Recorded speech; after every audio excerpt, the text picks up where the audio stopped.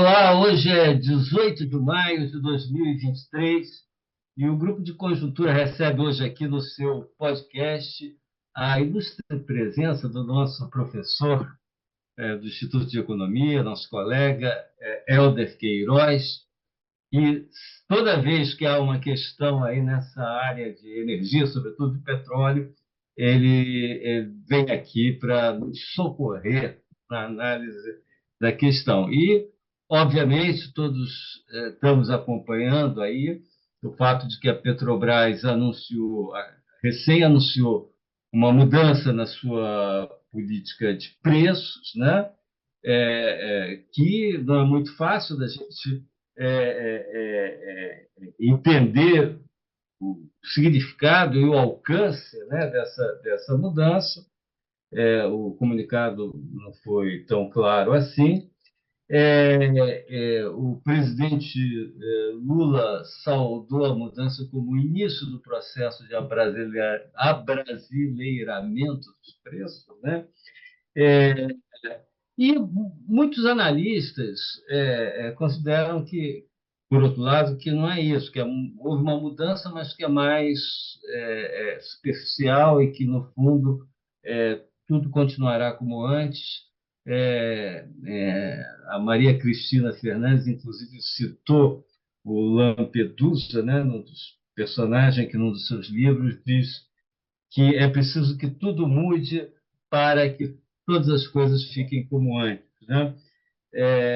Por outro lado, outros não. Outros acham que realmente houve uma mudança, vai haver muito mais discricionariedade por parte da Petrobras, e diante de pressões, etc. Você pode ter uma política que possa causar danos financeiros à companhia. Tem esse debate.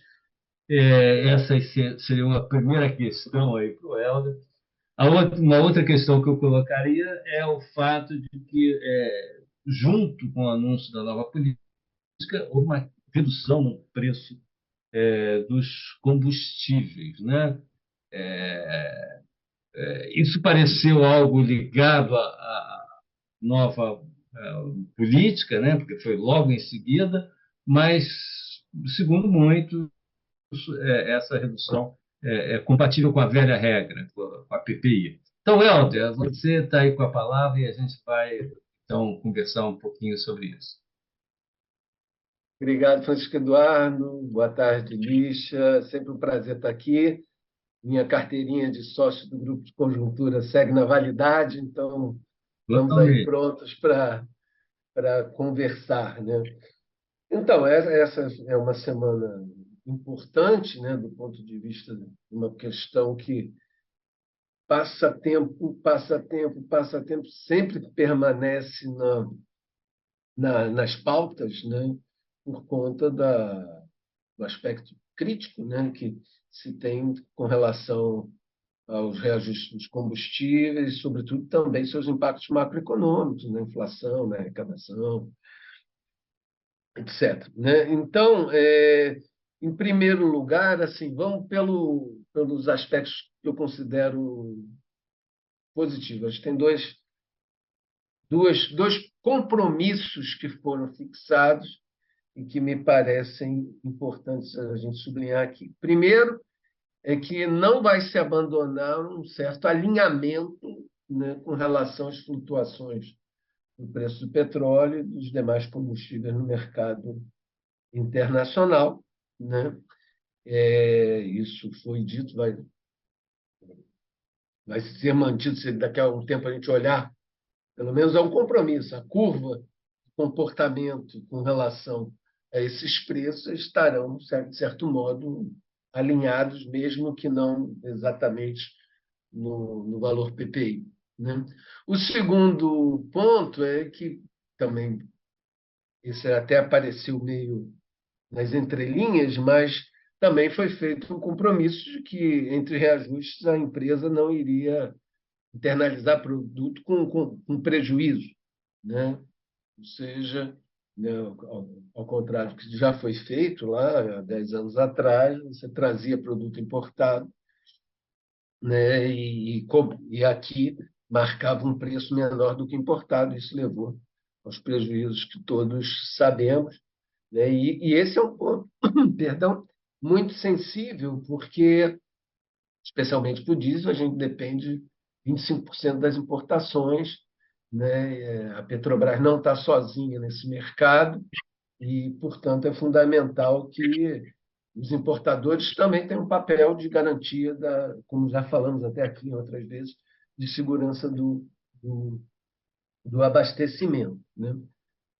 Unindo os dois pontos que você, Francisco Eduardo, mencionou na introdução, por outro lado, também acho que esses dois compromissos pareceram, né? Por outro lado, houve um timing político de anúncio perfeito, praticamente, porque permitiu o anúncio dessa redução no momento do anúncio da nova estratégia comercial, né? Como a empresa está titulando, né? Então, isso possibilitou, inclusive, dar uma imagem positiva para essa questão, né? Agora, o ponto principal, e você também, Ampassan, mencionou, é que o comunicado é muito confuso, né? Eu não tenho ainda certeza se a Maria Cristina Fernandes, como você mencionou, está totalmente certa, porque acho que a gente vai ter que esperar um pouco para ver a frequência e quando virão os próximos reajustes, mas eu poria um ponto de interrogação nisso, porque, na verdade, a gente não sabe mesmo qual vai ser o critério, quais vão ser os parâmetros que vão ser utilizados. Se falou também um pouco de preços regionais, como isso vai funcionar, etc. Então, é, realmente ficou bastante obscuro, né? No início eu achei que eu não estava entendendo nada, mas depois Era isso fiquei um mesmo. pouco mais confortável que eu não estava sozinho, né? Mas realmente o comunicado é muito confuso, né? Acho que nesses últimos tempos houve essa espécie de demonização do PPI. O PPI é uma referência internacional, né, de preço, né? E acho que a gente pode dividir a aplicação do PPI quase que em três períodos diferentes, né? O primeiro lá, que veio quando assume Pedro Parente, já em 2016, e que você teve uma frequência, às vezes tinha 2, 3 reajustes numa semana, né, para adequar o preço, né? Esse mecanismo nunca me pareceu adequado, nem necessário, né? E ele se mostra sempre frágil, especialmente do ponto de vista político, e ele não passa nunca no teste, que é o seguinte: quando, em determinado período de tempo, há uma subida expressiva do preço do petróleo e uma desvalorização cambial, ou seja, quando as duas variáveis vão juntas, né, é um problema enorme, porque tem um impacto de expectativa de ampliação de inflação e insatisfação tremenda dos consumidores. A crise que veio em 2018 dos caminhoneiros nada mais foi do que isso, né? Depois tentou se remendar isso com a participação do Tesouro, vocês devem recordar bem, etc. A partir daí, o ritmo de reajustes até diminuiu. E depois, agora, no 2000, metade de 2021 e 2022 praticamente inteiro, com o período eleitoral, os reajustes aí tinham nada a ver com o PPI. Assim, poderia usar o PPI, mas, para vocês terem uma ideia, eu fiz a contabilidade aqui, em 2020, você já teve um número menor de reajustes, mas eles foram 36, para cima e para baixo, uns para cima, uns para baixo. Em 2022, só 8. Então, a frequência dos reajustes foi menor, mas a gente teve impacto de aumento do preço do petróleo. De novo, né, você tem problemas com relação ao teste. Uma coisa que as pessoas esquecem é que quando o preço cai, significativamente, e como é uma commodity, ele está sempre flutuando, o PPI é uma boa referência, né? Uma referência adequada, né, para baixo, né? Que é relativamente simples de comparar. É claro que, como eu falei, como são preços sensíveis na economia, né, ele não resiste ao teste, né, de desvalorizações rápidas e de magnitude elevada quando vão aumentando o preço do petróleo, o câmbio vai se desvalorizando, né? Então, o que eu acho que a gente vai ter que aguardar é, primeiro, né, quando vai ser o próximo reajuste. Uma coisa que vocês sabem que eu sempre critiquei era a falta de transparência com relação a esse aspecto em particular, né? Eu não vejo nenhum problema do empresa de porte da Petrobras ou haver uma solicitação de que haja uma fixação de uma data para isso, até para não ter reajuste, se for o caso, né? A gente sabe que de 45 em 45 dias o Copom se reúne e, e marca Selic, né? Às vezes sem com uma variação, às vezes zero, às vezes aumenta aqui, ali e tal. E, obviamente, vão ter os critérios técnicos, mas a gente não tem periodicidade nisso, fixada.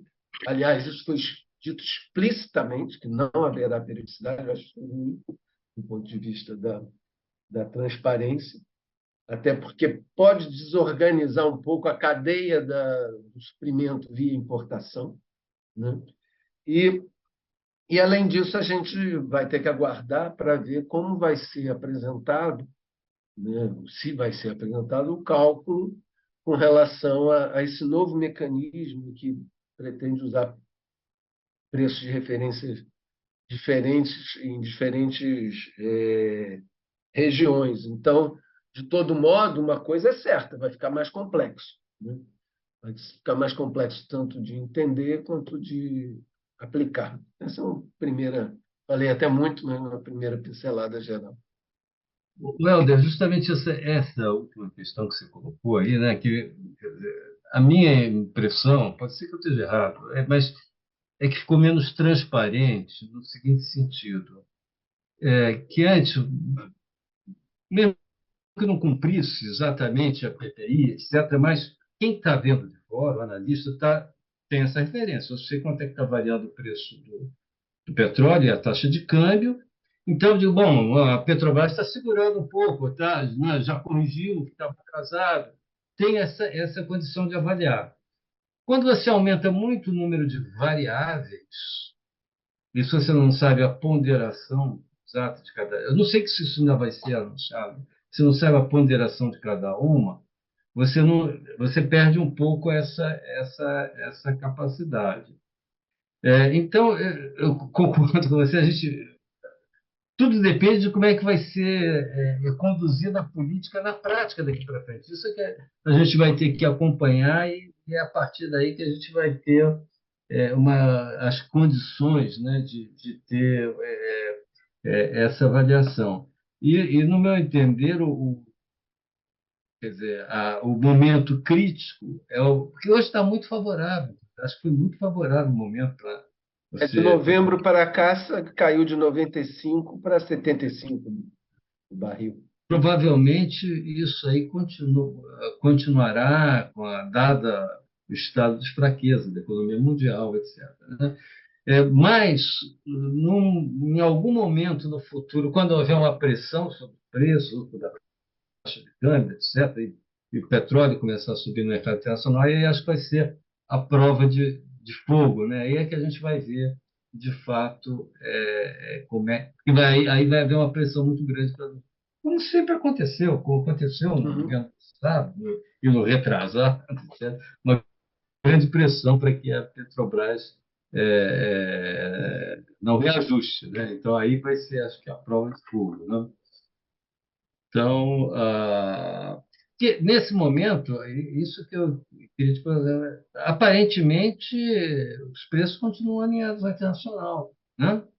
Até porque eles estavam acima, Estavam preços acima. domésticos estavam acima do preço internacional Então, esse reajuste você trouxe para uma referência que está mais ou menos ali. Nós também, o anúncio também não abandona totalmente o PPI. É por isso que fica também um Sim, pouco confuso. Eles falam assim, não, vamos olhar, mas vão ter preços, outras variáveis que a gente vai considerar, com relação à logística interna aqui, aos custos de produção daqui, etc. Então, a gente vai ter que esperar. Um outro momento crítico vai ser julho, né? Quando provavelmente vocês vão me chamar de novo aqui, porque julho a gente vai ter, a princípio, né, o retorno da tributação, né, em cima Isso. de ICMS, etc. Então, vai ser um outro momento aí de teste, né, dessa nova estratégia comercial da Petrobras.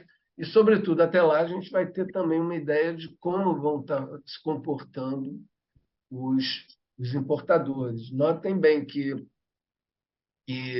esses importadores, como eu já falei, cumprem um papel importante, isso é que me preocupa, na segurança do abastecimento. Não pode esquecer disso, né? E só que a logística disso tudo também demanda um certo nível de investimento. Alguns já estavam pensando em expandir por terminais, e o resto da logística de dutos para movimentação, etc.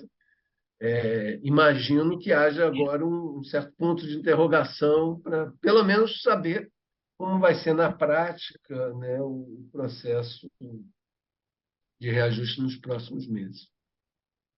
Você Ah, acha que então, essa reoneração dos tributos vai compensar mais ou menos uma redução que estaria com a nova política? Como que você tem como avaliar esses dois efeitos que são contrapostos? O ministro da Fazenda se mostrou bem otimista com relação a esses efeitos, mas eu lembro o seguinte: eu acho que devo ter até feito alguma careta aqui quando Francisco Eduardo falou: não, mas o preço vai cair. Eu sempre sou muito cauteloso com relação ao preço do petróleo, né?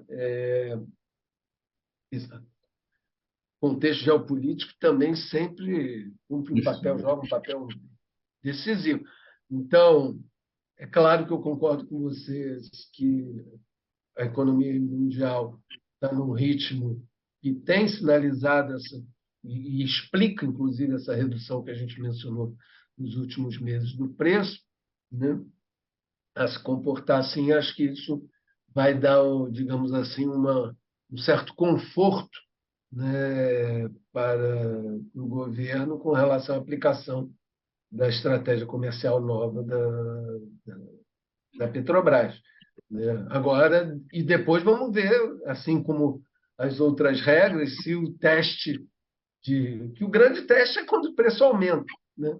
Quando É, o preço está baixo, né, aí até eventuais problemas, distorções ou efeitos negativos aqui e ali que poderiam ser identificados nessa regra, tendem a ser atenuados se o preço do petróleo continuar nesse patamar ou passar a flutuar menos e ficar aí nesse patamar em torno de 75, que está por agora. o Helder, vamos correr aqui que eu fui um pouco economicista, né? Eu sempre sou mais oferta e demanda, e você levantou a questão, claro que no caso do petróleo, a questão geopolítica é fundamental, e isso aí pode trazer uma surpresa, enfim, a qualquer momento. Mas, de Até qualquer porque a maneira, OPEP não está gostando muito dessa queda, né? é Então, verdade. É, esse papel da OPEP mais e a OPEP mais que junta a Rússia e aí pronto de cara já estamos na arena geopolítica por conta da continuidade do conflito. Isso aí pode ter algum impacto, né? Hoje a dependência das receitas de exportação dos países da OPEP é muito grande e cair $20 frustra expectativas de aplicação dessa renda petrolífera nas respectivas economias nacionais, né? Eles já tentaram 2 ou 3 semanas atrás, não reagir, mas depois não tiveram tanto. O efeito foi se diluindo, não, da OPEP. Sim, sim. Mas não quer dizer que vai parar aí, né? Vai para aí. Então, bom, já fica então o convite para julho. Quando nós teremos esse primeiro testezinho aí da nova política na hora que vier a mudança aí no ICMS, ou a volta da cobrança do ICMS. Mas deixa eu fazer Então, muito obrigado. uma última pergunta, Éder. Então, a gente não tem que se ficar preocupado com a condição financeira da Petrobras. Em princípio, ela Não, não deve... a empresa melhorou muito a sua saúde financeira nos últimos tempos, né? Então, neste momento, e como a gente começou aqui na conversa, se forem incríveis os compromissos que foram explicitamente colocados, aqueles dois, né? Se alinhar e não permitir internalização com prejuízo, eu acho que aí isso seria uma garantia importante. Talvez seja por isso que o mercado reagiu até positivamente no dia do anúncio. Ok. Helder, muito obrigado. Um prazer sempre estar com vocês. Para todos aí, até a próxima quinta-feira com mais um podcast do Grupo de Conjuntura. Até lá. Um abraço.